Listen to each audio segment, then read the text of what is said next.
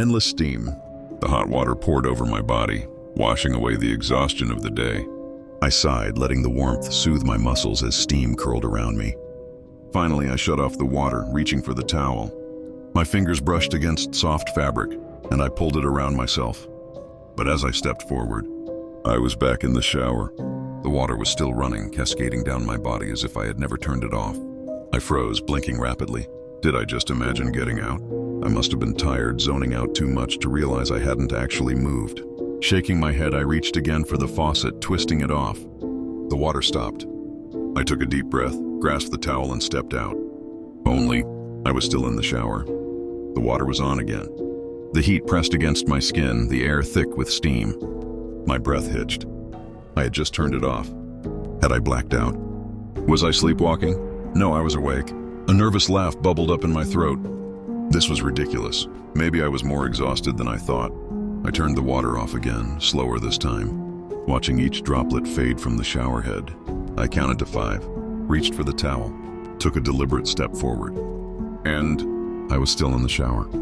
Panic began to slither into my chest. My skin, already flushed from the heat, now felt cold despite the steaming water raining down on me. My pulse quickened. I turned the water off. I waited. I turned around, pressed my hands against the glass door, and slowly pushed it open. But there was no bathroom beyond it. Only the shower. My breath came faster now.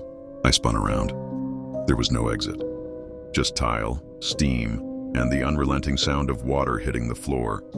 I slapped the wall, pounded on it, screamed, but my voice was swallowed by the hiss of the shower, the thick mist clinging to me like a second skin. I turned the water off, again. Every time it came back.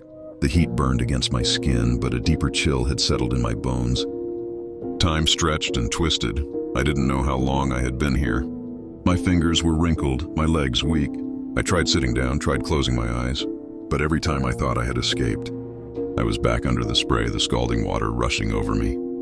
I sobbed now, raw and desperate. The shower wouldn't let me go. And then, as I turned for what felt like the 100th time, I saw something in the steam. A shape, not mine. It stood just outside the glass, barely visible, watching me, waiting. And as I reached for the handle again, my own reflection smiled.